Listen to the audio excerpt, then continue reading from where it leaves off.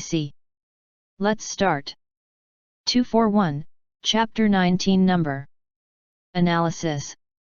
Chess masters shown a chessboard in the middle of a game for 5 seconds with 20 to 30 pieces still in play can immediately reproduce the position of the pieces from memory. 2305. Beginners, of course, are able to place only a few. Now take the same pieces and place them on the board randomly and the difference is much reduced. The expert's advantage is only for familiar patterns, those previously stored in memory. Faced with unfamiliar patterns, even when it involves the same familiar domain, the expert's advantage disappears.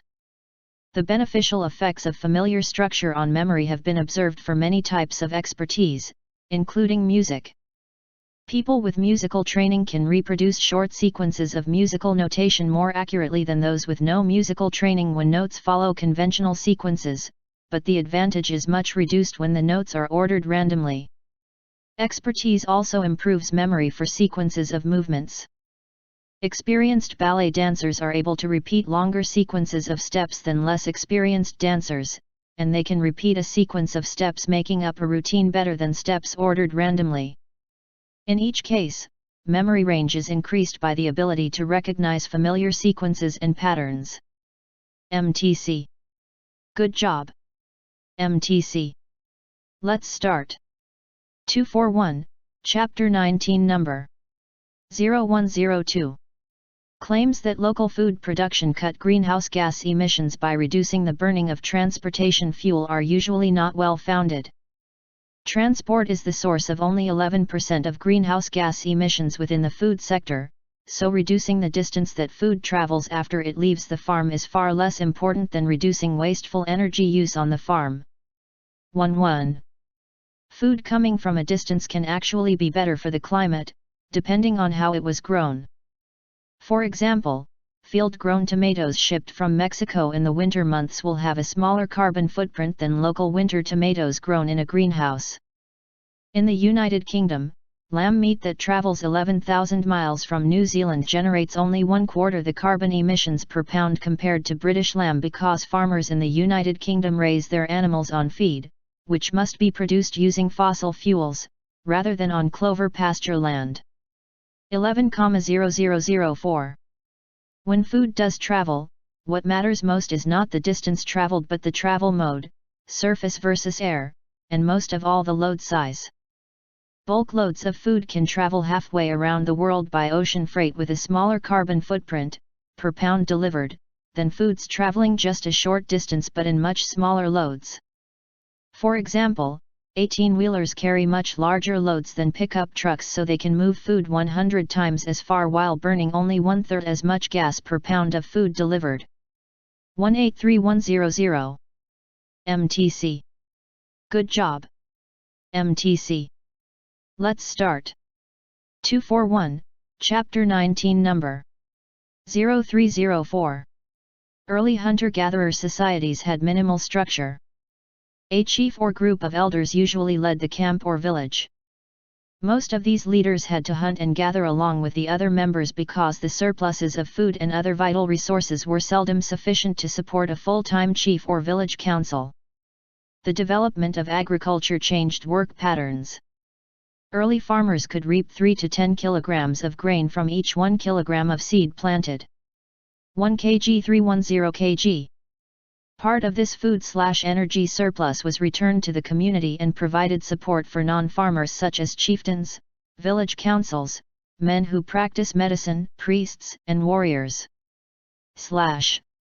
In return, the non-farmers provided leadership and security for the farming population, enabling it to continue to increase food/energy yields and provide ever larger surpluses.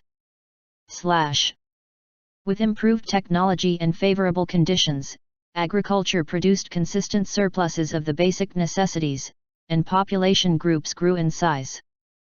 These groups concentrated in towns and cities, and human tasks specialized further. Specialists such as carpenters, blacksmiths, merchants, traders, and sailors developed their skills and became more efficient in their use of time and energy.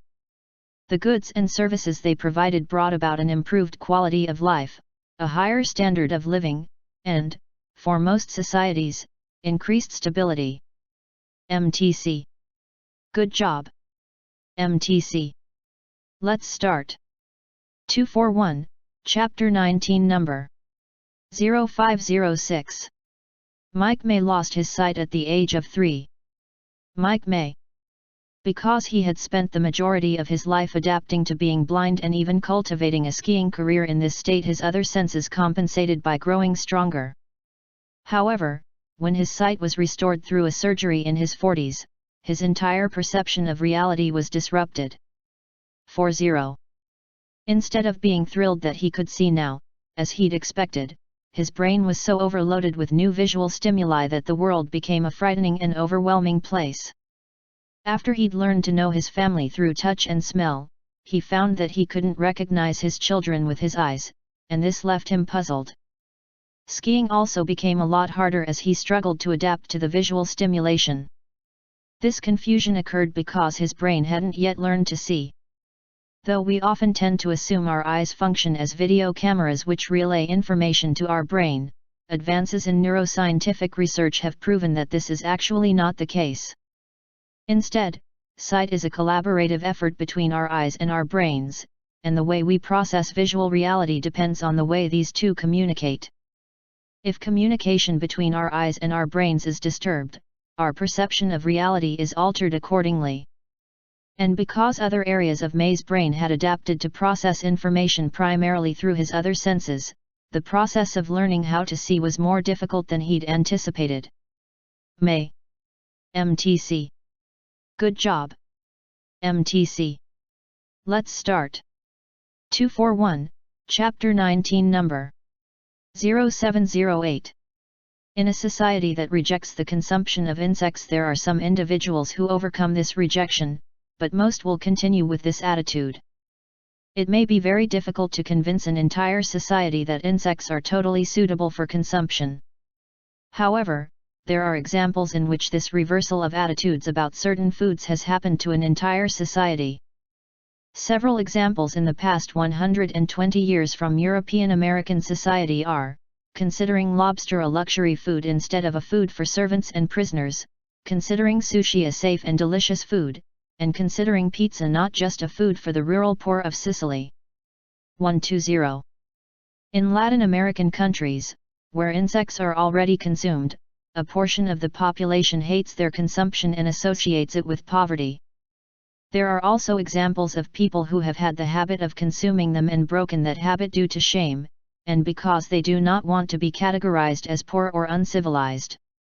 According to Esther Katz, an anthropologist, if the consumption of insects as a food luxury is to be promoted, there would be more chances that some individuals who do not present this habit overcome ideas under which they were educated.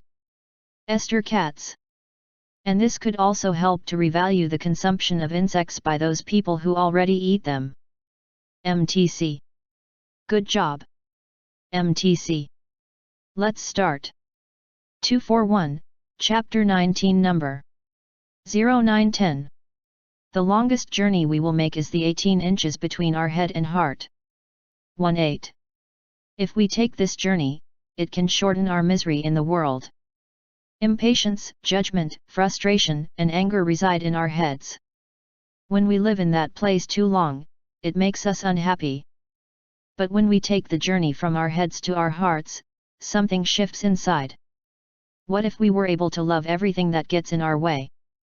What if we tried loving the shopper who unknowingly steps in front of us in line, the driver who cuts us off in traffic, the swimmer who splashes us with water during a belly dive, or the reader who pens a bad online review of our writing?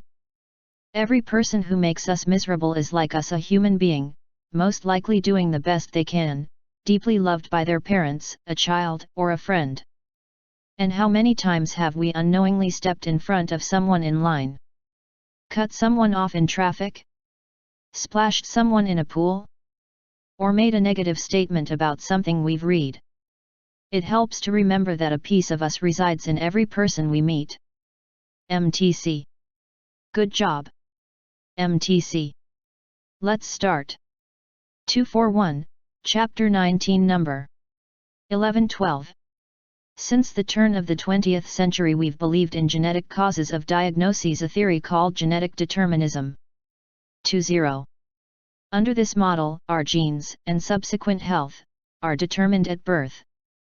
We are destined to inherit certain diseases based on the misfortune of our DNA. DNA. Genetic determinism doesn't consider the role of family backgrounds, traumas, habits, or anything else within the environment. In this dynamic we are not active participants in our own health and wellness. Why would we be? If something is predetermined, it's not necessary to look at anything beyond our DNA. DNA. But the more science has learned about the body and its interaction with the environment around it, in its various forms, from our nutrition to our relationships to our racially oppressive systems, the more complicated the story becomes. We are not merely expressions of coding but products of a remarkable variety of interactions that are both within and outside of our control. Once we see beyond the narrative that genetics are destiny, we can take ownership of our health. This allows us to see how choiceless we once were and empowers us with the ability to create real and lasting change. MTC. Good job. MTC. Let's start. 241, Chapter 19, Number 1314. The market's way of telling a firm about its failures is harsh and brief. Not only are complaints less expensive to handle, but they also can cause the seller to improve. The seller may learn something as well. I remember a cosmetics company that received complaints about sticky sunblock lotion. At the time, all such lotions were more or less sticky, so the risk of having customers buy products from a rival company was not great. But this was also an opportunity. The company managed to develop a product that was not sticky and captured 20% of the market in its first year. 20. Another company had the opposite problem. Its products were not sticky enough. The company was a Royal Post Office in Europe and the product was a stamp. Royal Post Office. The problem was that the stamp didn't stick to the envelope. Management contacted the stamp producer, who made it clear that if people just moistened the stamps properly, they would stick to any piece of paper. What to do? Management didn't take long to come to the conclusion that it would be more costly to try to educate its customers to wet each stamp rather than to add more glue. The stamp producer was told to add more glue and the problem didn't occur again. Since it is better for the firm to have buyers complain rather than go elsewhere, it is important to make it easier for dissatisfied customers to complain. MTC. Good job. MTC. Let's start. 241, Chapter 19, Number 1516. If you were afraid of standing on balconies, you would start on some lower floors and slowly work your way up to higher ones. It would be easy to face a fear of standing on high balconies in a way that's totally controlled. Socializing is trickier. People aren't like inanimate features of a building that you just have to be around to get used to. You have to interact with them, and their responses can be unpredictable. Your feelings toward them are more complex too. Most people's self-esteem isn't going to be affected that much if they don't like balconies, but your confidence can suffer if you can't socialize effectively. It's also harder to design a tidy way to gradually face many social fears. The social situations you need to expose yourself to may not be available when you want them, or they may not go well enough for you to sense that things are under control. The progression from one step to the next may not be clear, creating unavoidable large increases in difficulty from one to the next. People around you aren't robots that you can endlessly experiment with for your own purposes. This is not to say that facing your fears is pointless when socializing. The principles of gradual exposure are still very useful. The process of applying them is just messy, and knowing that before you start is helpful. MTC. Good job. MTC. Let's start. 241, Chapter 19, Number 1718. As kids, we worked hard at learning to ride a bike. When we fell off, we got back on again, until it became second nature to us. 2. But when we try something new in our adult lives, we'll usually make just one attempt before judging whether it's worked. If we don't succeed the first time, or if it feels a little awkward, we'll tell ourselves it wasn't a success rather than giving it another shot. That's a shame, because repetition is central to the process of rewiring our brains. Consider the idea that your brain has a network of neurons. They will connect with each other whenever you remember to use a brain-friendly feedback technique. Those connections aren't very reliable at first, which may make your first efforts a little hit and miss. You might remember one of the steps involved, and not the others. But scientists have a saying, neurons that fire together, wire together. In other words, repetition of an action strengthens the connections between the neurons involved in that action. That means the more times you try using that new feedback technique, the more easily it will come to you when you need it. MTC. Good job. MTC. Let's start. 241, Chapter 19, Number 1920. Like all humans, the first Homo species to begin the long difficult process of constructing a language from scratch almost certainly never said entirely what was on their minds. At the same time, these primitive hominins would not have simply made random sounds or gestures. Instead, they would have used means to communicate that they believed others would understand.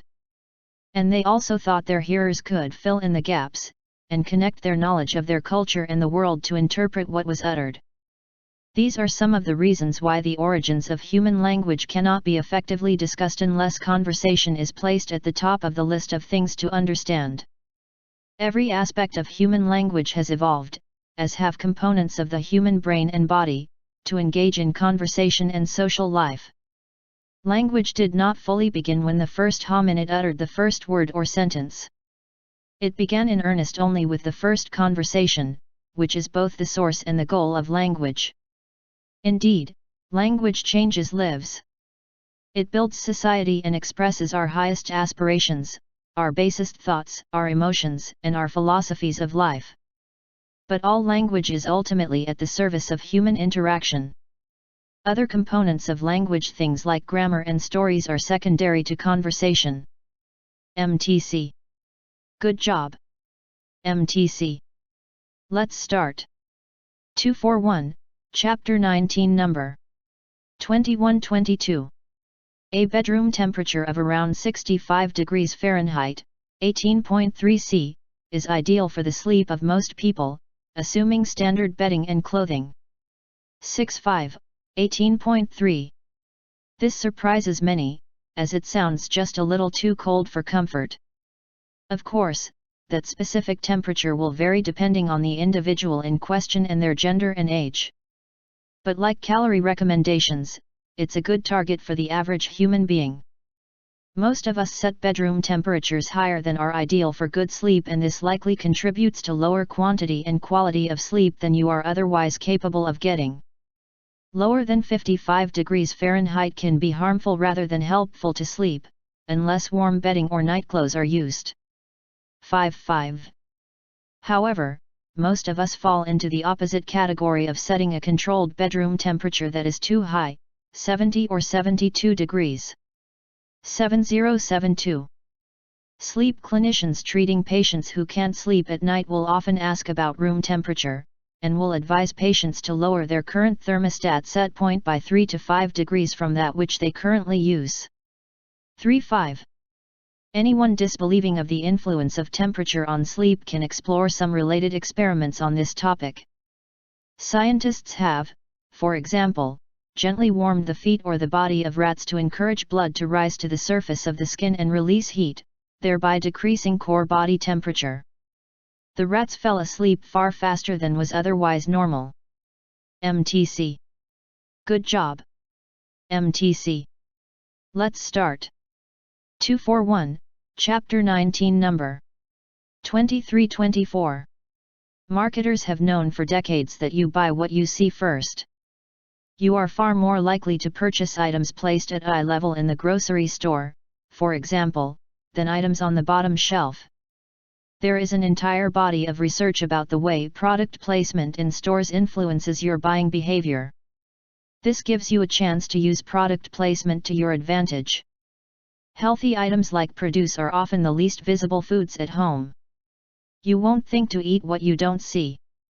This may be part of the reason why 85% of Americans do not eat enough fruits and vegetables. 85%. If produce is hidden in a drawer at the bottom of your refrigerator, these good foods are out of sight and mind. The same holds true for your pantry. I used to have a shelf lined with salty crackers and chips at eye level. When these were the first things I noticed, they were my primary snack foods. That same shelf is now filled with healthy snacks, which makes good decisions easy. Foods that sit out on tables are even more critical. When you see food every time you walk by, you are likely to grab and eat it. So to improve your choices, leave good foods like apples and pistachios sitting out instead of crackers and candy. MTC. Good job.